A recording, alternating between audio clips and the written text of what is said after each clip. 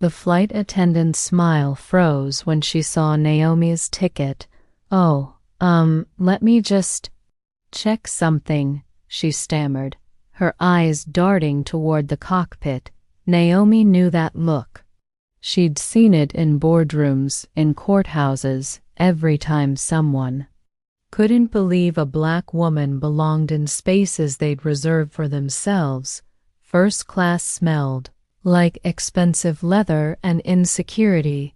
Naomi adjusted her blazer, her fingers brushing against the business card in her pocket. Naomi Carter, ESQ, civil rights attorney. She'd earned this seat. Every late night, every racist client who demanded a white lawyer, every judge who'd looked right through her, they'd all led to this moment of quiet victory. Then the cockpit door swung open. Captain Bradshaw's polished shoes clicked against the aisle floor like a ticking bomb. His gaze landed on Naomi, and his smile died mid-sentence. "Ma'am," he said, voice dripping with fake concern, "there appears to be a problem with your seating assignment." Behind them, in economy, 17-year-old Jamal was counting the stitches coming loose on his sneakers when a sharp gasp made him look up. A very pregnant white woman was clutching a seat back, her face pale with pain. Without thinking, Jamal was on his feet. "Here, ma'am," he said, even though his legs still ached from his overnight shift at Walmart. What happened next would change all their lives forever. Because when Captain Bradshaw raised his hand against Naomi, he didn't know three crucial facts.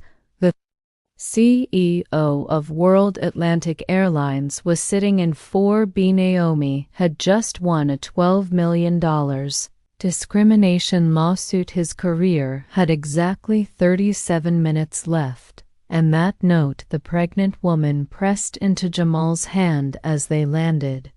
It wasn't just a thank you. It was a detonator waiting to blow his whole world wide open.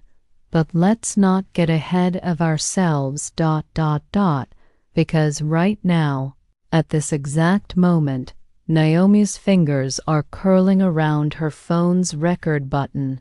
Jamal's wondering if he'll make rent. And Captain Bradshaw? He's about to learn why they say, "Be careful who you mess with" on airplanes. The seatbelt sign dinged on. Turbulence ahead.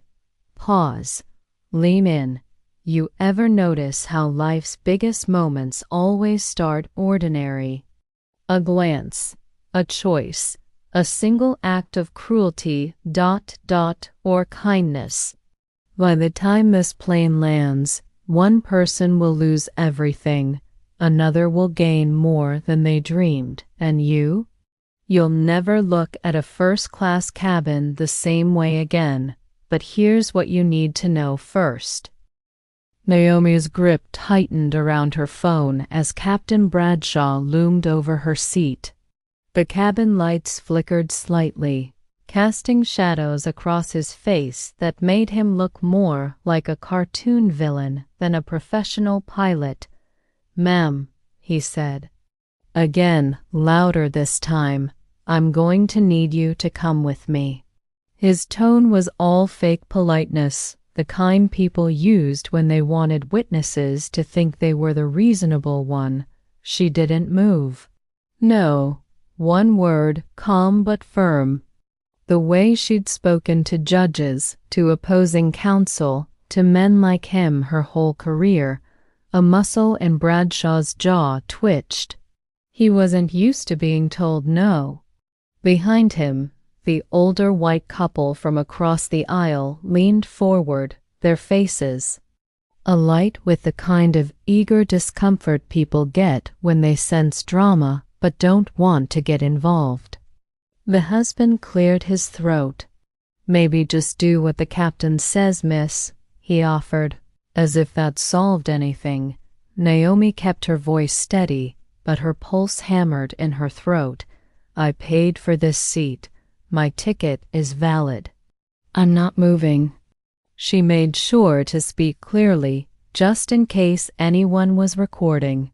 Someone always was these days. Bradshaw's face darkened. He bent down, close enough that she could smell the coffee on his breath. "Listen," he hissed, low enough that the other passengers wouldn't hear. "You don't belong up here, and we both know it. Now get up before I make you." That's when it happened. Later, Naomi would replay the moment in her head 100 times. The way his hand moved, not an accidental brush, not a gesture gone wrong. A deliberate, sharp motion.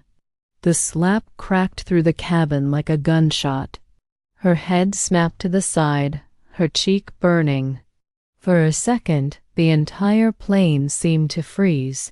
Then chaos, gasps, a child crying. The flight attendant's hand flying to her mouth. And Naomi, she didn't scream, didn't cry. She just turned her face back toward Bradshaw, slow, deliberate, her eyes locked onto his. "Big mistake," she said softly, and oh, it was, because in 4B, a man in a tailored suit was already typing furiously into his phone. CEO on board, his screen. "Read, we have a situation." Meanwhile, back in economy, Jamal was trying to ignore the growing ache in his legs. The pregnant woman, Lena, had fallen asleep almost instantly in his seat, her head lolling against the window. He didn't mind standing. Really, he didn't. But his feet hurt. A flight attendant nudged him. "You can't stand in the aisle, sir. It's a safety hazard." Jamal bit back a sigh. "I gave her my seat," he said, nodding toward Lena. "She needed it more." The attendant's expression softened. "That's really kind of you." She hesitated, then lowered her voice. "There's an empty jump seat near the galley." "It's not comfortable, but—" Jamal almost laughed. Not comfortable was his life's motto. "Thanks," he said, and followed her dot as he settled into the cramped crew seat. He caught snippets of conversation from the first-class curtain, raised voices. The word lawsuit. Something was going on up there, something big. But Jamal had his own problems, like the fact that his rent was due in 3 days, and his paycheck wasn't going to cover it. Again, he pulled out his phone, scrolling through his bank app like the numbers might have changed. They hadn't. Then a tap on his shoulder. Lena stood there, swaying slightly with the plane's movement, her face pale but determined. "I can't take your seat the whole flight," she said. "That's not fair." Jamal shook his head. "Nah, you're good. Really." But Lena wasn't having it. She reached into her purse and pulled out a folded piece of paper. "At least take this," she said, pressing it into his hand. "Read it later." Before he could respond, a commotion erupted from first class.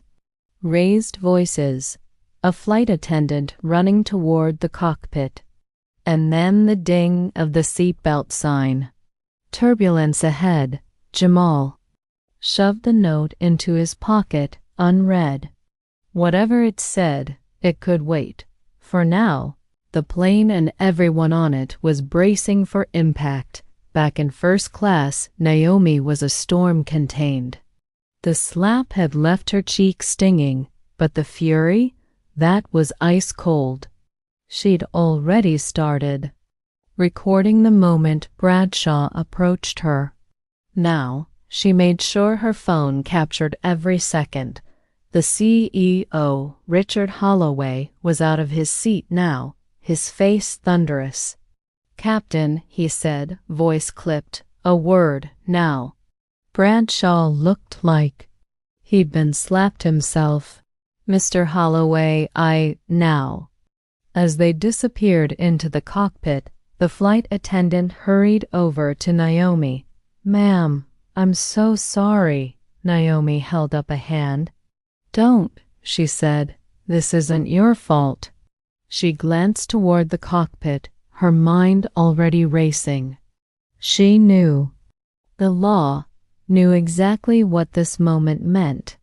And more importantly, she knew how to make it hurt, because here's the thing about power, it's fragile.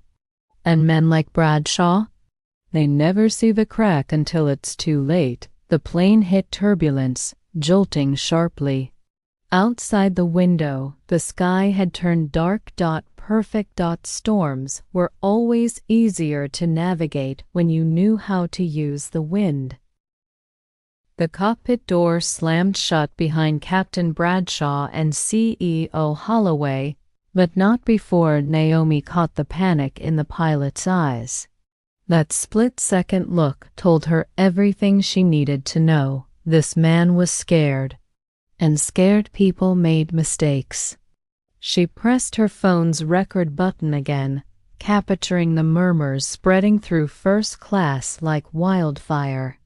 The older couple who'd watched everything now avoided her gaze, suddenly fascinated by their complimentary peanuts. Naomi touched her stinging cheek. The physical pain would fade, but the humiliation, that would linger. She'd worked too hard, climbed too far to let some entitled pilot undo it with one swing of his hand. Her mind raced through legal statutes, assault, discrimination, emotional distress. The lawsuit practically wrote itself. But this wasn't just about money anymore. This was about making sure Bradshaw never did this to anyone else. Behind the closed cockpit door, Holloway's voice came through in sharp bursts. Are you out of your damn mind? You struck a passenger on a flight where I just happened to be sitting 3 rows back? A thud may be a fist hitting metal. Do you have any idea who that woman is? Bradshaw's reply was too muffled to hear, but Naomi didn't need to. She knew her reputation preceded her. The Carter v. Whitestone case last year had made national headlines when she'd taken down an entire corporate chain for racial discrimination. Corporations knew her name, and they feared it. Back in the galley, Jamal shifted on the jump seat, the note from Lena burning a hole in his pocket. The flight attendant kept shooting him sympathetic looks as she prepared drink carts. You really didn't have to give up your seat, she said quietly. Jamal shrugged. Seemed like the right thing to do. His mom had raised him better than to let a pregnant woman stand, no matter how tired he was. But now his legs screamed from 12 hours of stocking shelves, and the galley smelled like stale coffee. He fingered the folded paper in his pocket. What could some stranger have written that was so important? As if sensing his thoughts, Lena appeared at the curtain dividing economy and first class, her hand braced against the wall for balance. Their eyes met, and something unspoken passed between them, a recognition. Like she knew exactly how heavy the world could be on shoulders like his. Then the plane dropped. Not turbulence, this was different. A sudden, gut-lurching descent that sent drink carts rattling and passengers screaming. Jamal's stomach flew into his throat as the flight attendant grabbed for support. Over the intercom, a tense voice, not Bradshaw's, announced, "Crew, prepare for landing." Naomi's fingers dug into her armrests. This wasn't scheduled. They shouldn't be descending for another hour.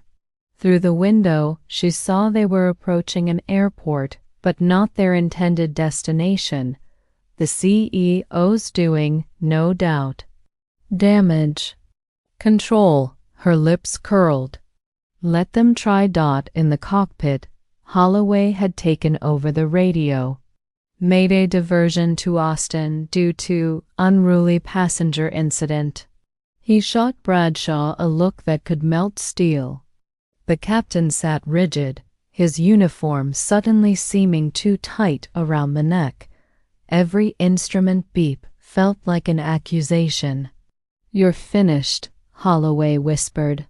"But if you so much as breathe wrong for the rest of this flight, I'll make sure.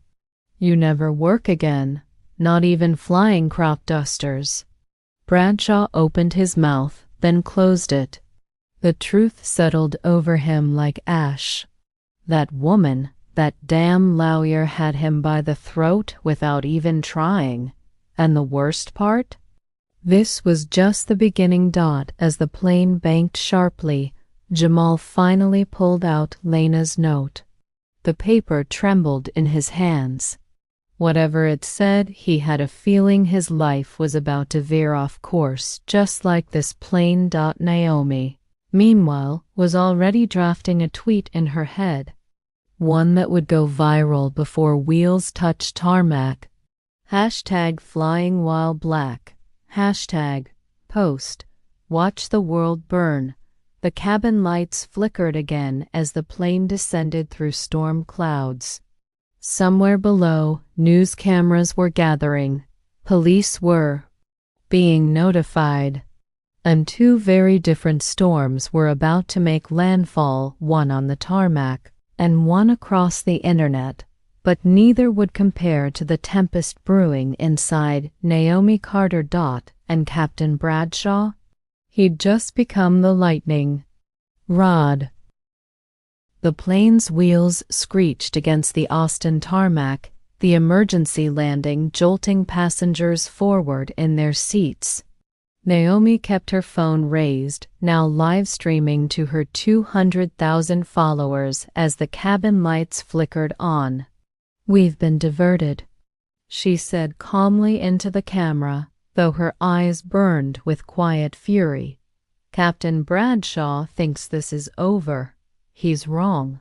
The video feed showed her reddened cheek, the CEO's tense face in the background, and the way flight attendants clustered together whispering.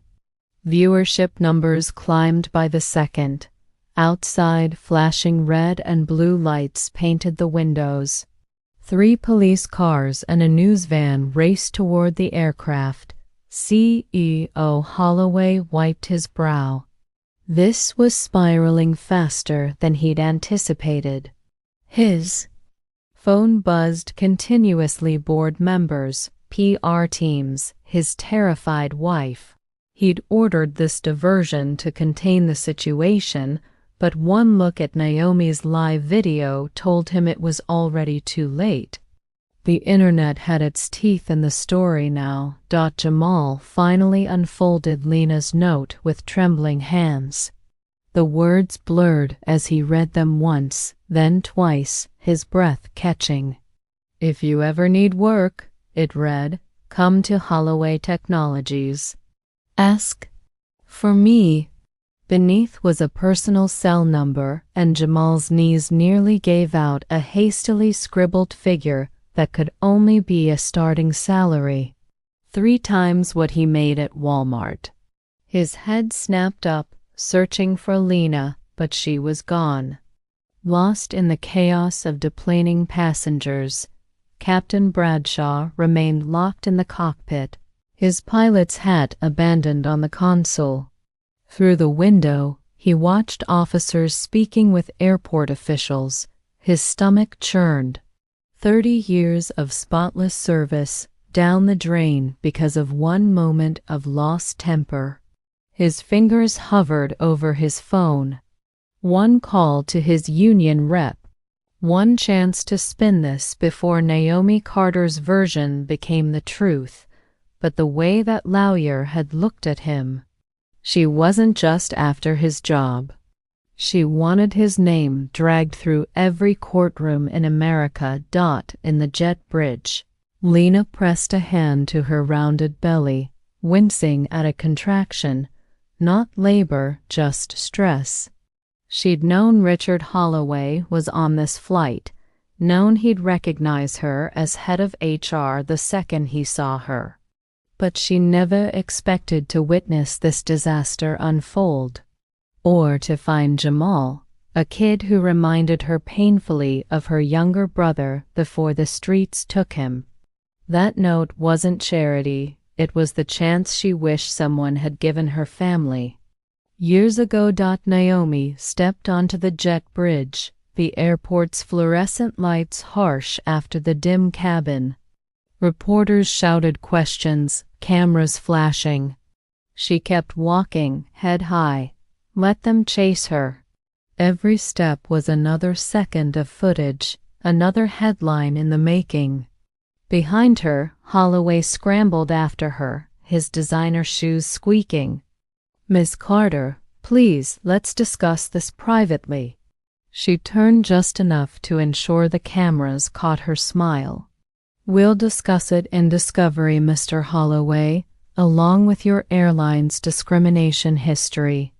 The gasp from nearby passengers was almost comical. Naomi didn't break stride. She knew exactly where she was going next, straight to the nearest news station willing to put her live at 6 p.m. Jamal stumbled off the plane. Lena's note crumpled in his fist. The terminal buzzed with the energy of breaking news. On overhead TVs, he saw Naomi's face already flashing on CNN. Then the screen split, a second image appeared. Captain Bradshaw being escorted off the plane by airport security, his face ashen. Jamal's phone vibrated. His mom probably saw the news, probably worried he'd been on that flight. He should call her back. But first ... he dialed the number from the note. One ring. Two. A voice answered on the third. "Lena speaking." Jamal opened his mouth, but before he could utter a word, a commotion erupted near Gate 12. Naomi had stopped walking. Holloway was waving documents at her, his face purple with rage. And Bradshaw, now realizing the cameras were on him, suddenly lunged toward Naomi, screaming something about ruined lives. Airport police moved in. Someone screamed, and in that frozen second before all hell broke loose, three things became clear. Naomi's lawsuit was about to become the most publicized case of the decade. Jamal stood at the edge of a life-changing decision. Captain Bradshaw, in one final act of self-destruction, was handing Naomi everything she needed to bury him. The air in the terminal crackled with tension, so thick you could taste it. Somewhere, a news anchor whispered breathlessly to viewers, "We're witnessing history tonight." And oh, she had no idea, because Naomi's phone was still recording. And Jamal? He was about to say the two words that would change everything. "I accept." The airport terminal erupted into chaos as Captain Bradshaw shoved past security, his polished pilot's epaulettes catching the fluorescent lights. "You think you've won?" He spat at Naomi, his voice raw with desperation. The cameras loved it. CNN's live feed zoomed in as he reached inside his jacket. Naomi didn't flinch. She'd faced angrier men in courtrooms. But it was Jamal who moved first, lunging forward as Bradshaw whipped out. Not a weapon, but a crumpled photograph. "Recognize this?" Bradshaw thrust the faded picture toward the cameras. It showed a younger Naomi sitting across from him at a cafe, both smiling over coffee. The timestamp read, 3 days ago. A murmur rippled through the crowd. Naomi's breath hitched. That meeting had been about an entirely different case, one she couldn't discuss. But the way Bradshaw snarled, "She set me up." This was all a publicity stunt, planted just enough doubt to make the reporter's head snap back toward her. CEO Holloway saw his opening. "Ms. Carter," he announced loudly, "has been pursuing legal action against our airline for months. True, but misleading. The earlier case involved baggage handlers' wages, not discrimination." Yet the way he said it made Naomi sound like a schemer. With an agenda, Lena's phone buzzed violently in her purse. Board members, they'd seen the photo. They knew. Jamal still held his phone to his ear, Lena's voice faint through the receiver saying, "Jamal? You still there?" But his attention was locked on the unfolding disaster. That photo changed everything. If Naomi wasn't the perfect victim, then the second bomb dropped. From the back of the crowd, a woman's voice cut through the noise. "That's not why they met." All heads turned. A petite black woman in a TSA uniform pushed forward, her name tag reading D. Wilkins. She pointed at Bradshaw. "You complained to me Tuesday about uppity minority passengers. Said you wish someone would. Put that Carter woman in her place." She pulled out her phone. "I recorded it." The terminal went dead silent. Naomi's lips curved. She hadn't needed saving, but damn if this wasn't poetic. Holloway paled. The TSA agent's testimony was a smoking gun. But before he could react, Jamal finally spoke into his phone too. Loud in the sudden quiet. "I accept the job, Miss Holloway." Every head swiveled his way. Lena's last name hung in the air like an anvil. Naomi's eyebrows shot up. CEO Holloway's face went slack. Because Lena wasn't just an HR executive, she was his estranged wife, and Jamal? He'd just become the most important witness in Naomi's case without realizing it. The cameras went wild. The airport cameras kept rolling as the truth exploded like a grenade in everyone's hands. Lena stepped forward, her pregnancy bump prominent under her blazer, and locked eyes with her husband, CEO Richard Holloway. "You've been protecting this airline's racism for years," she said, her voice shaking but clear. "But I won't let you protect him anymore." Naomi didn't smile. She didn't gloat. She simply held up her phone, where Bradshaw's slap still played on loop for millions. "Online. The world's already seen the truth," she said. "Now they'll see the consequences." And oh, did they ever. Within hours, Bradshaw was fired. His pilot's license suspended pending investigation. Holloway resigned after the board discovered years of ignored discrimination complaints. Lena, now interim CEO, personally handed Jamal his job offer with a 50% higher salary than promised. Naomi didn't just sue the airline. She made them overhaul their entire training program, with her as the lead consultant. But the real victory? 6 months later, Jamal, now a Holloway Technologies project manager, stood beside Naomi at a press conference announcing new federal protections for airline passengers. Behind them, a beaming Lena held her newborn. And on the front page of The Times, the headline read, "The Flight That Changed Everything." Moral of the story: injustice thrives in silence. Naomi won because she refused to stay quiet. Kindness is never wasted. Jamal's seat sacrifice led to his biggest break: real power.